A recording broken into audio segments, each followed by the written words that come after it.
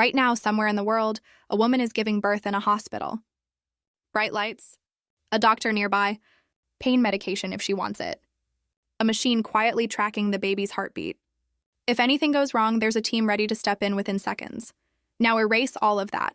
Erase the hospital. Erase the doctor. Erase the medicine, the lights, the machines. Go back, not 100 years, not 1,000. Go back 200,000 years to the very first humans who ever walked this earth. A woman is about to give birth. She has no doctor, no painkillers, no clean tools, nothing except the people around her and whatever knowledge has survived in their memory. And yet somehow the human species survived. Somehow, generation after generation, after generation, mothers kept giving birth, and children kept being born, all the way down to you, reading this sentence right now. So how did they actually do it? Where did they give birth? Who helped them? And just how dangerous was it really? This is the story of how ancient women gave birth. To understand ancient childbirth, you first have to understand a strange evolutionary trap that only humans fell into. Most mammals give birth with very little help. A deer can give birth standing in a field and be walking again within the hour. A horse can deliver a foal alone in a barn overnight, and by morning, the foal is already trying to stand. Even our closest relatives, chimpanzees, usually give birth alone, with no help needed at all. Humans are different. Humans are, in fact, one of the only species on Earth where the mother almost always needs help to give birth safely. Why? It comes down to two things that make humans unique: our big brains and our upright walking. As human brains grew larger and larger over millions of years of evolution, babies' heads grew larger too to fit that brain inside. But at the same time, early humans were evolving to walk upright on 2 legs instead of 4. To walk efficiently on 2 legs, the human pelvis had to become narrower and more compact. So now you have two opposite evolutionary pressures fighting against each other: a head that wants to get bigger and a pelvis that wants to get narrower. Scientists call this the obstetrical dilemma, and it's the reason human childbirth became one of the most physically difficult and dangerous events in the entire animal kingdom. Because of this dilemma, human babies are also born earlier and less developed than almost any other primate. A baby chimpanzee can cling to its mother's fur within hours of birth.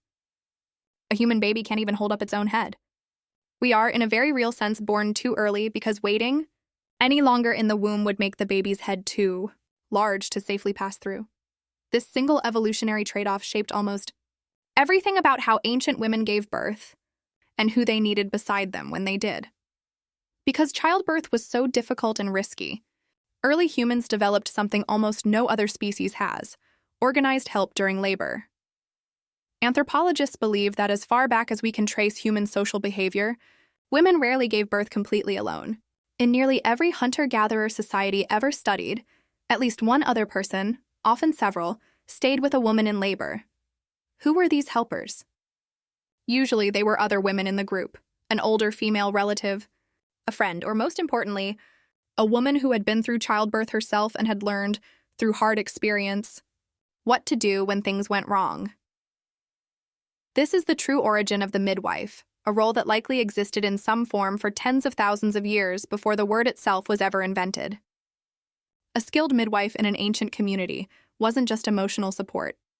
She was a repository of practical knowledge: how to recognize when a baby was positioned wrong, how to help speed up a slow labor, which plants might ease pain, and what to do if bleeding became dangerous. This knowledge had no textbooks. It survived purely through oral tradition, passed from one woman to the next, refined slowly over countless generations through trial, error, and hard-won experience.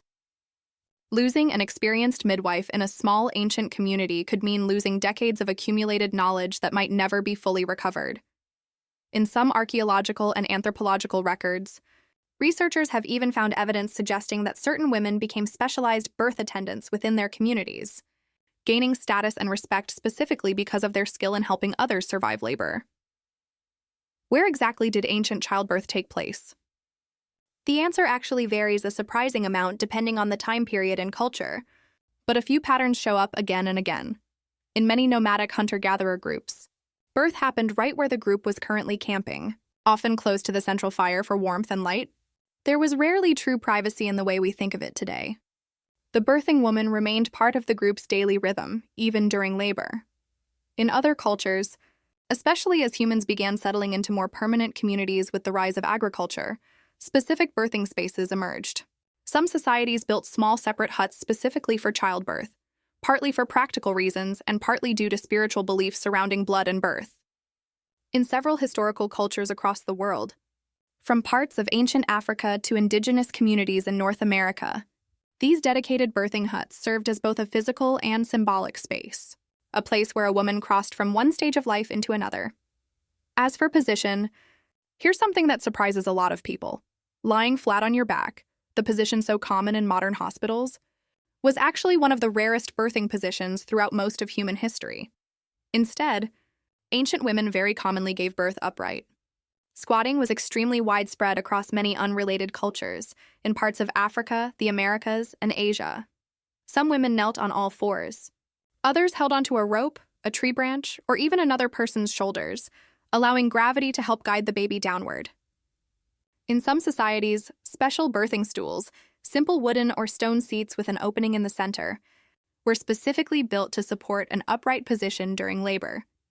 It's worth pausing on this, because it tells us something important.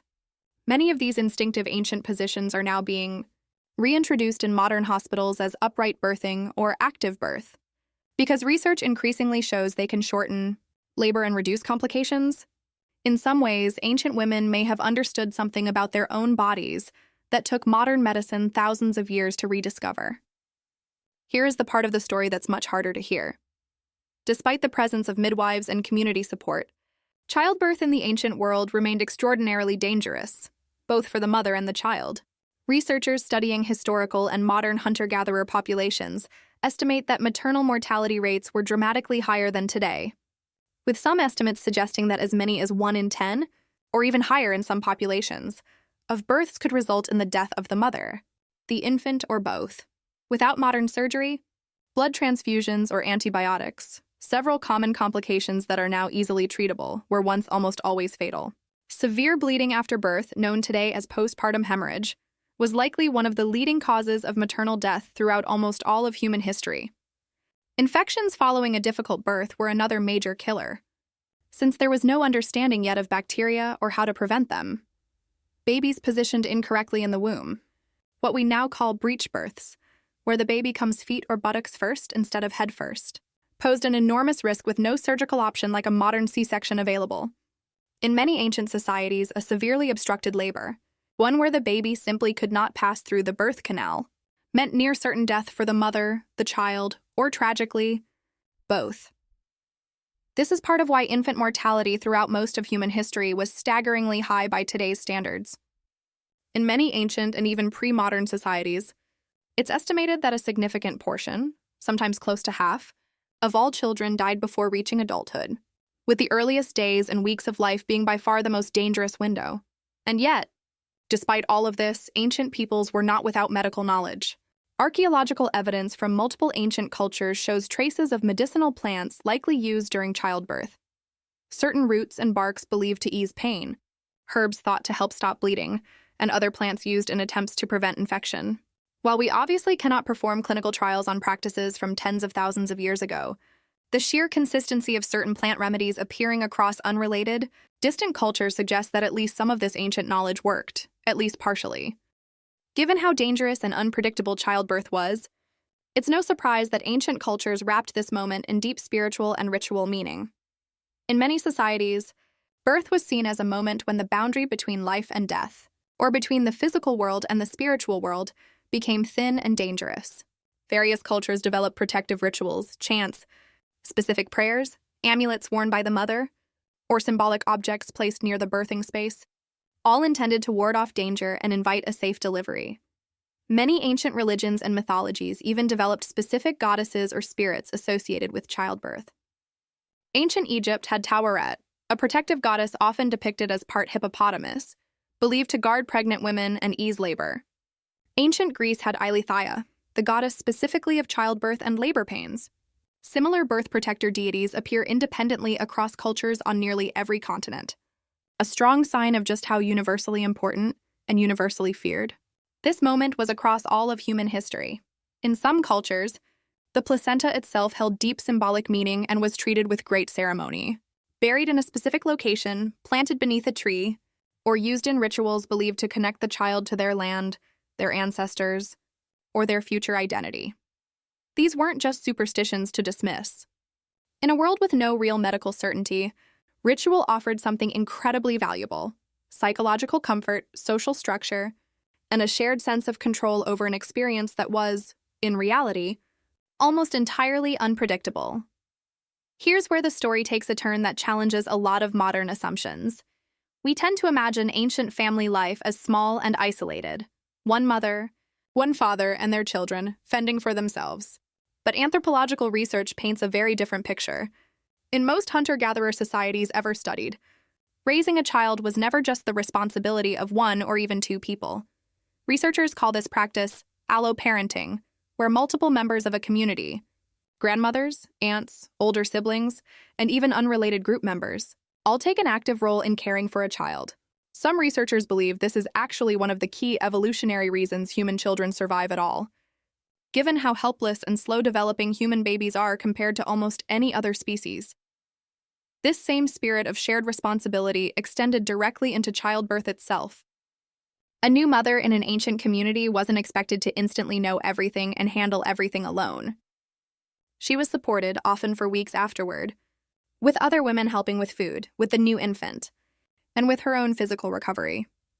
In many ways, modern society, with new parents often isolated in apartments far from extended family, with little built-in community support after birth, may actually represent something of an evolutionary anomaly.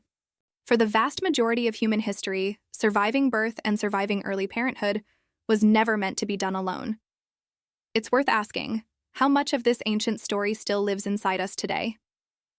The instinct for a woman in labor to want someone beside her, holding her hand, speaking calmly to her, isn't just emotional comfort.